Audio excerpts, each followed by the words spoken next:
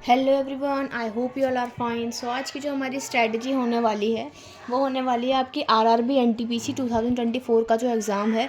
तो वो आपका हम ये मान के चल सकते हैं कि आरआरबी एनटीपीसी का जो एग्ज़ाम है वो 5 से 6 महीने में आपका जो रेलवेज़ है वो कंडक्ट करा लेगा। ठीक है। सो ऑलवेज़ जैसे कि आप सभी जानते हैं कि इसके लिए आपके दो ही लेवल हैं। एक तो है आपका अंडर ग्रेड लेवल यानी 12th पास कैंडिडेट्स जो हैं, एक है आपका ग्रेजुएट लेवल यानी जो ग्रेजुएट कैंडिडेट्स हैं। ठीक है। सो अब आपके जो ये टारगेटेड मंथ्स हैं, जो कि प्रिडिक्टेड मंथ्स हैं, वो आपके क्या हैं? अप्रैल, मई एंड जून। सो ये 3 महीने ऐसे हैं जिसमें आपके जो एग्ज़ाम हैं वो रेलवेज कंडक्ट करा सकते हैं। ठीक है। Always for both graduate and under graduate level. Okay. बात क्या रहती है अब सारी कि अगर हम इन मंथ्स को प्रिडिक्टेड टारगेटेड मंथ्स हम देख के चलें तो इसके अकॉर्डिंग हमारे पास अभी पूरा दिसंबर है, जनवरी, फरवरी, मार्च। ठीक है। सो इसका मतलब ये है कि हमारा जो 5 से 6 महीने, 5 महीने तो हम मान के चल सकते हैं कि हमारे पास हैं। ठीक है। सो इसके लिए हमें किस तरीके से प्रिपेयर करना है खुद को, किस तरीके से हमारी स्ट्रैटेजी रहने वाली है। अगर आप एक बिगिनर हो उसके लिए भी काफ़ी अच्छी वीडियो है, एंड अगर आपने अपना सिलेबस पूरा करा है पूरे साल मेहनत करके, उसके लिए भी ये बहुत बढ़िया स्ट्रैटेजी रहने वाली है। सो इस वीडियो को पूरा देखें क्योंकि ये काफ़ी ज़्यादा आपके लिए बेनिफिशियल होगा। ओके। सो सबसे पहले we are going to talk about what does this video contain in it. Okay. So ये रहा आपका। सबसे पहले हम वीडियो के कंटेंट को देख लेते हैं। सबसे पहले अगर आप एक बिगनर हो, ठीक है, अगर आप एक इंटरमीडिएट स्टेज पे हो यानी कि आपका सिलेबस पूरा हो चुका है, अब आपको प्रैक्टिस करनी है, या फिर बिगनर हो, आपने अपना सिलेबस भी पूरा नहीं करा है, ठीक है, या फिर प्रो लेवल है, आपका प्रैक्टिस चल रहे हैं, तो उन सभी के लिए आपको किस तरीके से स्टार्ट करना है, आपको कैसे स्टार्ट करना है, ये हम यहाँ पे इस वीडियो में देखेंगे। आपको किस सब्जेक्ट को कितना टाइम एलोकेट करना है वो हम इस वीडियो में देखेंगे। क्या सोर्सेज को फॉलो करना है, again for 3 categories, beginner, intermediary and advance और प्रो जिसको हम कहेंगे। ठीक है। बिगिनर्स जिन्होंने अभी सिलेबस पूरा नहीं करा है, इंटरमीडिएरी जिनका सिलेबस पूरा हो चुका है या फिर थोड़ा बहुत हुआ है, थोड़ा बहुत रहता है, और प्रो लेवल जिनका सिलेबस पूरा हो चुका है, अब प्रैक्टिस सेशन पे वो हैं। प्रैक्टिस सोर्सेज, क्या सोर्सेज हैं प्रैक्टिस के लिए? Sources for covering the syllabus, ये आपका सिलेबस को कवर करने के लिए है, एंड ये आपका रिवीजन के लिए भी आपके चल जाएंगे, एंड ये आपका प्रैक्टिस के लिए है। ठीक है, जिससे आप अपने मेन कंटेंट में वैल्यू एडिशन करेंगे। तो वो कौन से सोर्सेज रहेंगे? Strategy for each and every subject with targeted topics, this is the main keyword here कि किस टॉपिक को हमें ज़्यादा अच्छे से ध्यान देना है। ये तीनों के लिए हम पढ़ेंगे। ठीक है, बिल्कुल सेपरेटली कि जीके के लिए, रीजनिंग के लिए, मैथ्स के लिए क्या क्या करना है। And then the last one is mock analysis. ठीक है, एंड उसके सोर्सेज क्या रहेंगे। सो इस वीडियो में हम ये सारी चीज़ें जानेंगे बिल्कुल अच्छे से। So let's begin. सबसे पहला हमारा जो थीम आती है वो आती है हाउ टू स्टार्ट। अगर आप एक बिगिनर हो तो आपको अपना पहले सिलेबस को पूरा करना है। सिलेबस आपको कहाँ से मिलेगा? सिलेबस मैंने अपने टेलीग्राम चैनल पे अपलोड करा था पीडीएफ फॉर्म में। ठीक है, कल ही अपलोड करा है, तो उस टेलीग्राम चैनल पे जाके आप देख सकते हैं। और आप इस सिलेबस का अंदाज़ा पास्ट ईयर क्वेश्चन पेपर को देख के भी लगा सकते हैं। वो पास्ट ईयर क्वेश्चन पेपर भी मैंने एक क्वेश्चन पेपर अपने टेलीग्राम चैनल पर अपलोड कर दिया है पीडीएफ फॉर्मेट में।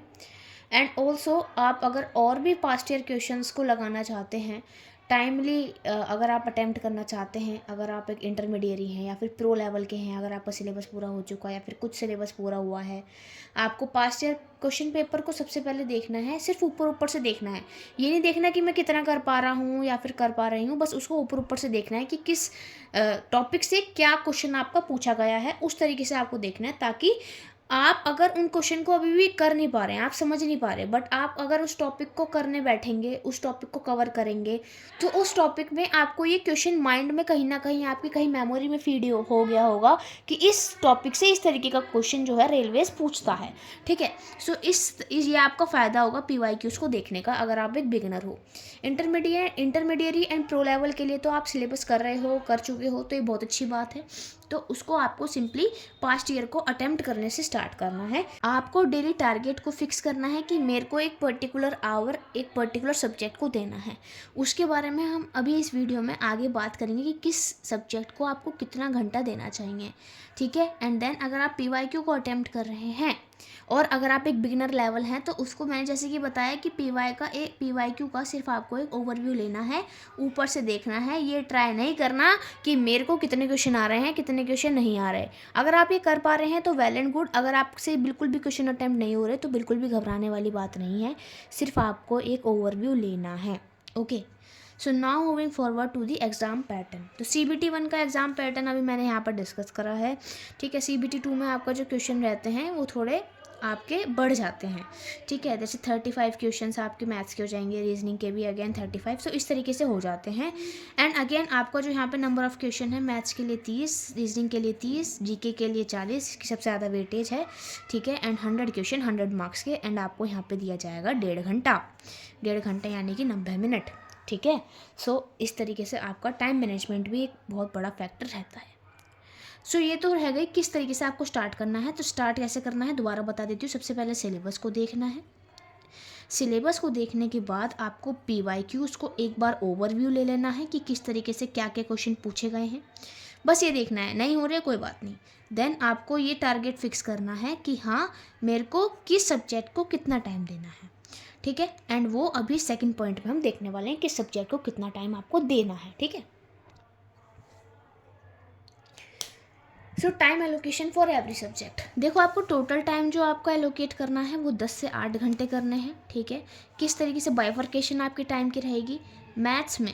अगर आप एक बिगिनर हैं तो देखो इट टोटली डिपेंड्स, क्योंकि आपको भी सिलेबस भी पूरा करना है। तो सिलेबस पूरा करने के लिए आपको 3 घंटा मैथ्स को देना पड़ेगा, जिसमें आपका 2 या फिर 2.5 घंटे का लेक्चर, 2 घंटे का लेक्चर आप ले सकते हो किसी भी यूट्यूब चैनल से, ठीक है, जो कि आपको सिलेबस पूरा करवाएंगे टॉपिक वाइज। एंड 1 आवर का आपका प्रैक्टिस, ठीक है। प्रैक्टिस के लिए आप कोई सा भी बुक ले सकते हो यहाँ पे, ठीक है। बुक ले सकते हो या फिर कोई भी YT चैनल जो आपको उसी टॉपिक के क्वेश्चन की प्रैक्टिस कराए, जो रेलवेज ओरिएंटेड हो, ठीक है। ध्यान रखिएगा रेलवेज ओरिएंटेड हो। सबसे पहले आपको लेक्चर यानी सिलेबस का लेक्चर कवर होने के बाद उस लेक्चर को आपको नोट्स कॉपी में लिख लेना है। जो भी इंपॉर्टेंट फार्मूलाज, इंपॉर्टेंट पॉइंट्स हैं, इंपॉर्टेंट क्वेश्चन के टाइप हैं, वो सब चीज़ें लिख लेना है यूट्यूब वीडियो जो भी आप देखेंगे उससे। एंड देन आपको क्या करना है, 1 घंटा उसी टॉपिक के, सपोज आपने टॉपिक करा प्रॉफिट एंड लॉस, उसके सारे नोट्स बना लिए, उसके सारे टाइप के क्वेश्चन लिख लिए। देन उन्हीं टाइप के क्वेश्चन को आपको 1 घंटा प्रैक्टिस करना है दोबारा, ठीक है। एंड आप उन नोट्स को पढ़ने के बाद उसका प्रैक्टिस करेंगे तो ज़्यादा अच्छा रहेगा, क्योंकि आपके फॉर्मूले भी याद हो जाएंगे एंड आपको पता भी होगा कि किस टाइप के क्वेश्चन पूछे जाते हैं। तो उसके लिए आप कोई भी बुक ले सकते हो पास्ट ईयर की। अगर आप किरण की बुक लोगे तो काफ़ी अच्छा है, किरण की बुक आप ले सकते हैं, या फिर आप किसी YT चैनल को भी प्रेफर कर सकते हैं, ठीक है, जो आपके उसी पर्टिकुलर टाइप के क्वेश्चन को आपको लगवाते हैं कि हाँ रेलवेज ओरिएंटेड आपके इस टॉपिक के क्वेश्चन हैं जो आ सकते हैं, इस टाइप के क्वेश्चन बनते हैं। इस तरीके से आपको मैथ्स की स्ट्रैटेजी रखनी है। सेम आपकी रीजनिंग की स्ट्रैटेजी भी ऐसी ही रहेगी। तो आपको 3 घंटा ही देना है रीजनिंग के लिए भी, अगर आप एक बिगिनर हैं तो, ठीक है। 3 घंटा मैथ्स के लिए, 3 घंटा रीजनिंग के लिए। एंड आगे का जो 3 घंटा रहेगा, 9 घंटे मैं यहाँ पे मान के चल रही हूँ बिगिनर के लिए, तो आपको जो 3 घंटा रहेगा वो आपको रहना है GS GK को। सेम बिल्कुल सेम रहेगा, बस GS GK में क्या हो जाएगा, 3 घंटे में से आपको 2 घंटे का आपको लेक्चर देख लेना है। एंड 1 घंटे में आपको देखना है कि जो अब मैंने टॉपिक करा उसको आपको क्या करना है, याद करना है, ठीक है। मैं यहाँ पे नहीं कहूँगी कि क्वेश्चन लगाने हैं, क्योंकि GS GK ऐसा नहीं होता कि बिल्कुल प्रैक्टिस पे है, वो सिर्फ लर्निंग पावर पे डिपेंड करता है। इसलिए जो टॉपिक करा उसको 1 घंटे में याद करना है। 1 घंटा मैंने यहाँ पे याद के लिए क्यों रखा है, क्योंकि 2 घंटे में अगर आप किसी, एंड सबसे पहले बात यह है कि GS GK को करने के लिए सिर्फ अपना सोर्स यूट्यूब ही रखें, क्योंकि यूट्यूब से जब अगर आप नोट्स बनाएंगे तो आपके काफ़ी सारे सेंसेस काम करते हैं। जो आप क्या है कि आप वीडियो देख रहे हैं तो वीडियो को आप सुनेंगे भी, वीडियो को जो सुन रहे हैं उसको लिखेंगे भी, तो वो चीज़ आधे टाइम में याद हो जाएगी आपको, क्योंकि आपने उसको सुना भी है, उसको लिखा भी है अपनी नोट्स कॉपी में। तो आपका 1 घंटा ही लगेगा उसको याद करने में। तो ये आपकी जीएसजीके की स्ट्रैटेजी रहेगी, ठीक है। अगर आप एक इंटरमीडिएरी हैं, यानी कि आपका सिलेबस आधा हुआ है, पूरा हुआ है, तो आपको भी, मैं यहाँ पे मानती हूँ कि आपको भी 9 ही घंटे देने हैं एंड इसी तरीके से आपको देने हैं, ठीक है। एंड अगर आपको सिलेबस पूरा हो चुका है, आप प्रो हैं, तो आपको अपने सारे 3 घंटे जो लगाने हैं, यानी 3-3 घंटे का जो मैंने क्लासिफिकेशन करा है, उसको आपको लगाना है प्रैक्टिस पे, उसको आपको लगाना है जीएसजीके में। आप क्वेश्चन की कैटेगरी आप सिर्फ फर्स्ट ईयर से देखेंगे कि किस तरीके से क्वेश्चन पूछे गए हैं, पर आपको वो जो 3 घंटे हैं उसमें से आप क्वेश्चन को देख लेंगे 1 घंटा, बाकी के जो 2 घंटा है जीएसजीके के लिए उसको आपको रिवीजन में लगाने हैं, अगर आप एक प्रो लेवल के कैंडिडेट हैं तो, ठीक है। सो ये तो रही time allocation for every subject. अब बात करते हैं सोर्सेज क्या रहेंगे। सोर्सेज के लिए यहाँ पे अगर मैं बात करूँ तो मैथ्स के लिए कोई भी वाईटी चैनल को आप प्रेफर कर सकते हैं। अगेन आपके जो अच्छे चैनल रहते हैं वो, यहाँ पे कोई प्रमोशन नहीं हो रही है, बिल्कुल जेन्युइनली बात होएगी, ठीक है। आप वही प्रेफर करें जो आपको अच्छा लगे। तो यहाँ पे लिखूँगी इंडिविजुअल चॉइस, ठीक है। मेरी चॉइस क्या है? मेरी चॉइस तो देखो ऐसा कुछ स्पेसिफिक नहीं है, आप कुछ भी बिल्कुल कोई भी सोर्सेज को प्रेफर कर सकते हैं। आप राकेश यादव सर के यूट्यूब चैनल को देख सकते हैं, गगन प्रताप सर के देख सकते हैं, ये एजुकेटर्स जो आपको पढ़ाएंगे ये मैथ्स, ठीक है। क्योंकि मैथ्स के जो टॉपिक हैं वो बिल्कुल सेम ही रहते हैं, profit and loss, average and आपका परसेंटेज हो गया, टाइम वर्क डिस्टेंस हो गया, ठीक है। सो इस तरीके के टॉपिक्स जो आपके रहते हैं वो हॉट टॉपिक्स रहते हैं। सो ये सारे इंपॉर्टेंट इंडिविजुअल चॉइस पे जो भी टीचर का आपको पढ़ाया वो समझ आ रहा है उसको नोट्स में कॉपी करें एंड उसको आप रिवाइज करें, उसके फॉर्मूलेस को याद करें, उन टाइप के क्वेश्चन को आप अच्छे से लगाएं। अगर आप प्रैक्टिस करना चाहते हैं, अगर आप यूट्यूब चैनल को नहीं देख रहे हैं, ठीक है, तो आपको क्या करना है, आपको पास्ट ईयर की बुक ले लेनी है, पिनाकल की ले सकते हो या फिर किरण की रेलवे ओरिएंटेड पीवाईक्यू की बुक दे सकते हो, ठीक है। पीवाईक्यू अगर आपको कोई बुक नहीं लेनी तो सिंपली आपको वेबसाइट एक लिंक दे दिया है मैंने, वहाँ से पीवाईक्यूज डाउनलोड करने हैं, उसी में उसके आंसर हैं, उन्हीं पीवाईक्यूज को आपको लगा लेना है, ठीक है। सो ताकि आपको जैसे जैसे आप प्रॉफिट एंड लॉस का करा तो प्रॉफिट एंड लॉस के पीवाईक्यू आपने लगा लिए, तो प्रॉफिट एंड लॉस के पीवाईक्यू को आप यूट्यूब चैनल से लगाएंगे क्योंकि तो ज़्यादा अच्छा रहेगा। क्योंकि अगर आप सिर्फ पीवाईक्यूज की पीडीएफ में देखेंगे तो आपको टाइम वेस्ट होगा, आपको अपने क्वेश्चन को क्लासीफाई करना पड़ेगा कि कौन से क्वेश्चन जो है रेलवेज में प्रॉफिट एंड लॉस से पूछे गए थे पास्ट ईयर में, तो ये काफ़ी ज़्यादा टाइम टेकिंग प्रोसेस होगा। तो इसके लिए मैं प्रेफर करूँगी कि आप वाईटी चैनल को प्रेफर कर सकते हैं। अगर आप मैथ्स का सारे टॉपिक्स करने के बाद पीवाईक्यू लगा रहे हैं तो आप किरण को देख सकते हैं, ठीक है। क्योंकि उसमें आपको ये देखना है कि मैंने सारे टॉपिक कवर कर लिए हैं, अब मेरे को यहाँ पे क्वेश्चन लगाने हैं चाहे वो किसी भी टॉपिक के हों, ठीक है। क्योंकि रेलवे ओरिएंटेड ही आपको यहाँ पे देखना है। रीजनिंग के लिए भी सेम आपका चलेगा, ठीक है। रीजनिंग के लिए मैं यहाँ पे बात करूँगी, देखो यहाँ पे आप किसी भी इंडिविजुअल चॉइस से, आप अपनी चॉइस से कोई एक चैनल को प्रेफर कर सकते हैं। मेरी कोई चॉइस नहीं है, क्यों? क्योंकि रीजनिंग का अच्छा रहता है, सिर्फ पीवाईक्यूज़ को ही मैंने प्रेफर भी करा था, ठीक है। सो पीवाईक्यूज़ को ही मैं यहाँ पर एक सोर्स मानती हूँ एंड कोई भी ऐसी बुक नहीं है जो पीवाईक्यूज़ को रिप्लेस कर सके। सो ये मेरे लिए जो बेस्ट सोर्स रहता है वो रहता है पीवाईक्यूज़, ठीक है। स्टैटिक जीके के लिए आपको एक वाईटी चैनल को प्रेफर करना है। यहाँ पर मैं नहीं बोलूँगी कोई बुक को रेफर करें, लूसेंट को प्रेफर करें, सिंपली परमार सर का जो यूट्यूब चैनल है उसको आप प्रेफर करें। एंड अगेन ये प्रमोशन नहीं है and also it totally depends on the individual choice, जिससे भी आपको समझ आता है उस टीचर से आप पढ़ें यूट्यूब पर, ठीक है। आई वोंट रिकमेंड यू कि आप कोई कोचिंग में अपना पैसा दें, कुछ ऐसा आप कोई कोर्स लें। सिंपली यूट्यूब चैनल पर काफ़ी कंटेंट अवेलेबल है, उसी से आप पढ़ें, उसी से प्रैक्टिस करें। प्रैक्टिस के लिए सिंपली पीवाईक्यूज़ लगाने हैं, लेकिन again after completion of syllabus, ये एक एक्सेप्शन है, ठीक है। आफ्टर कंप्लीशन ही आपको पीवाईक्यूज़ लगाने ले हैं। बाकी ओवरव्यू की बात अलग रहती है कि मैंने सिर्फ सिंपल देख ली कि किस तरीके से क्वेश्चन पूछे जाते हैं जीके में, लेकिन अच्छे से जो पीवाईक्यू मुझे लगाना है जीके के लिए एक्सेप्शन है। बाकी इन दोनों में आपको साथ साथ पीवाईक्यू लगा के चलना है। इसमें आपको पहले सिलेबस पूरा करना है, देन पीवाईक्यू लगाना है, ताकि आपका अच्छे से पता लगे कि हाँ मेरा जो टॉपिक्स छूट रहे हैं, जो मैंने क्वेश्चन में जो मैंने टॉपिक करा है, सपोज मैंने यहाँ पर इंडस वैली सिविलाइजेशन का टॉपिक करा है, अगर उसमें मैंने इंपॉर्टेंट हड़प्पन साइट्स ही नहीं करी तो मेरा यहाँ पर पूरा नहीं होता वो टॉपिक। एंड वो आपको कैसे पता लगेगा? पीवाईक्यूज़ के ओवरव्यू से, ठीक है। जैसे जैसे टॉपिक करते जा रहे हैं उस टॉपिक का ओवरव्यू लेते जा रहे हैं अपने पीवाईक्यूज़ में, तो काफ़ी ज़्यादा अच्छी तरीके से तैयारी हो जाएगी। अब बात आती है प्रैक्टिस या फिर सोर्सेज या फिर बुक्स की, कि प्रैक्टिस के लिए क्या सोर्सेज रेफ़र करें। ये जो था ऊपर जो आपको कंप्लीशन के लिए, वैसे प्रैक्टिस के लिए मैंने यहाँ पर बता दिया था। तो सिंपली आपका ये रहेगा, वाईडी चैनल को आप किसी भी सब्जेक्ट कंप्लीशन या फिर आप सिलेबस कंप्लीशन के लिए यूज़ करें, एंड देन उसके बाद प्रैक्टिस के लिए भी आप यूट्यूब को प्रेफर कर सकते हैं, ठीक है, या फिर पास्ट ईयर तो आपका मेन सोर्स रहने ही वाला है। तो यहाँ पर मेरे 2 सोर्स रहते हैं। अगर एक रहता है PYQ जो मेरा टॉप चॉइस रहती है, देन उसके बाद कोई बुक आती है, किरण की बुक ले सकते हो रेलवेज़ के लिए, या फिर किसी और की, पिनाकल की भी ले सकते हो यार रेलवेज़ के लिए। अगेन यहाँ पर इंडिविजुअल चॉइस डिपेंड करती है, जो भी आपको अच्छी लगती है वो बुक आप ले सकते हैं, ठीक है। सो मॉक्स के बारे में बाद में बात करेंगे अभी, ठीक है। अब बात करते हैं हमारा फिफ्थ, यानी कि स्ट्रैटेजी फॉर इंडिविजुअल सब्जेक्ट्स के लिए क्या स्टेप अपनाना है। सबसे पहले सिलेबस को पूरा करना है वाईटी चैनल से, ठीक है। देन उसके बाद आपको जो भी नोट्स बना रहे हैं, चाहे मैथ्स है, रीजनिंग है, GS के है, उसको रिवाइज़ करना है। ये इंपॉर्टेंट पॉइंट है, इसको स्किप नहीं करना है, ये ज़रूर करना है, ठीक है। क्वेश्चन ना भी लगाएं बट रिवीजन होना बहुत ज़रूरी है, ठीक है। रिवीजन के बाद PYQs के क्वेश्चन लगाना मैंडेट है, ठीक है। तो ऐड PYQ इन नोट्स, जब आप PYQs को करना स्टार्ट करेंगे तो उसमें आपको कुछ क्वेश्चंस ऐसे मिलेंगे जो आपके नोट्स में नहीं है। सो उन क्वेश्चंस को नोट्स की फॉर्म में आपको अपने नोट्स में ऐड करना है, ठीक है। सपोज़ आपने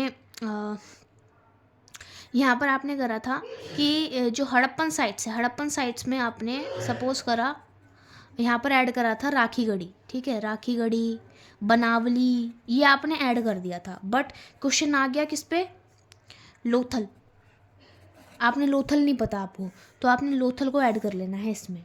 सो इस तरीके से वैल्यू एडिशन आपका होता चलेगा, सेम PYQs में एंड सेम आपका मॉक्स में, ठीक है। मॉक्स को जब आप करेंगे, मॉक्स को सिर्फ तभी करना है जब आपके PYQs हो जाएं, उसके बाद ही आपको मॉक्स को करना है, ठीक है।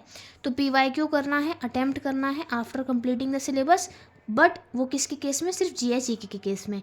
PYQs साथ साथ चलेंगे रीजनिंग एंड मैथ्स के केस में, ठीक है। PYQs का सिर्फ ओवरव्यू लेना है, कंप्लीटली उसको अटेम्प्ट नहीं करना है। GS के केस में सिर्फ ओवरव्यू लेना है, ताकि मुझे पता लग जाए कि किस टॉपिक में से किस तरीके से क्वेश्चन पूछे गए हैं। देन उसके बाद आपको क्या है कि for instance see the question but attempt after, मैंने आपको बताया GS के लिए है ये लाइन कि सिंपली आपको उसका इंस्टेंस ले लेना है, यानी ओवरव्यू ले लेना है क्वेश्चंस का, बट उसको अच्छे से अटेम्प्ट आपको बाद में करना है। बट मैथ्स एंड रीजनिंग के लिए आपको साथ साथ ही उसे अटेम्प्ट करते हुए चलना है, क्योंकि उसकी रिविजन में हम उसको दोबारा अटेम्प्ट करेंगे PYQs को, ठीक है। मॉक्स को आपको सिंपली PYQs को करने के बाद ही अटेम्प्ट करना है, उससे पहले अटेम्प्ट नहीं करना है। क्यों? क्योंकि मॉक्स जो हैं वो डिमोटिवेट कर देते हैं।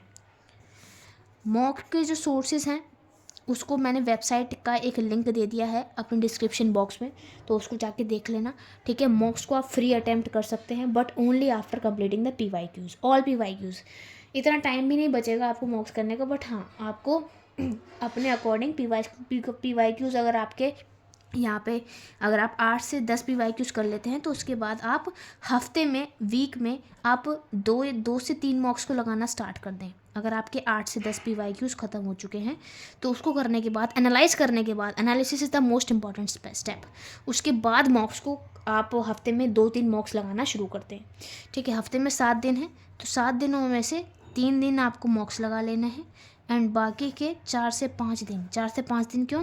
क्योंकि ऐसा भी हो सकता है कि 2 ही मॉक लग पाए, ठीक है। तो 4 से 5 दिन आपको क्या लगाने हैं, PYQs लगाने हैं। Again more importance is on PYQs, okay.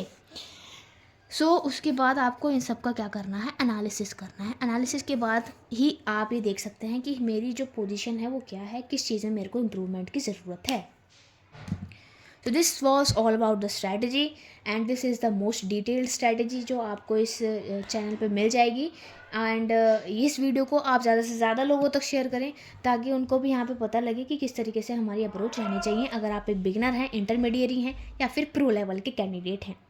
So share this video to your friends and subscribe my channel for these type of videos.